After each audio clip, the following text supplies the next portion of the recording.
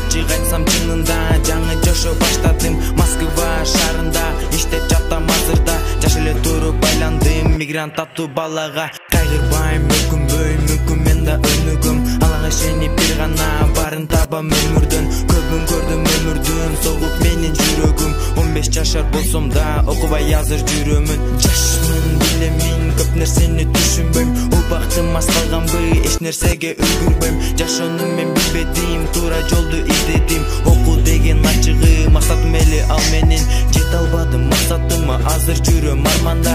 Ичиме мен кайгырсам да шүгүр кылам Аллага. Алла барын жаратты, жеткирип берип адамга. Кыйынчылык болгондо пайда болуп жанымда. Сагындым мектебимди, сагындым китебимди, окуу күндөрү. Мен сагындым мектебимди, сагындым китебимди, окуу күндөрүм.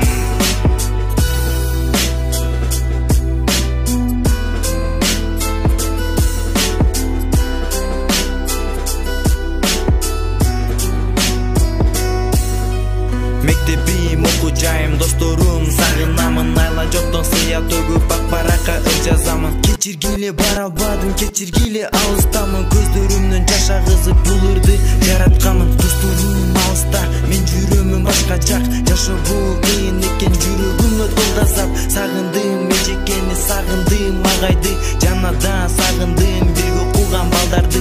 Жашоо бул ушул экен, баарыбызга сыноолуу. Айткылачы адамзат, жеңе аламы сыноону? Көргүм келет жанагы бирге окуган досторду. Көргүм келет жанагы тартып жаткан ойлорду. Досторум сагынтат, эмне үчүн ушунча? Алдагы аз келгенсип мектеп болот кошумча. Сагынам барыңарды унутпагыла. Сагынам дайыма, сагынам дайыма.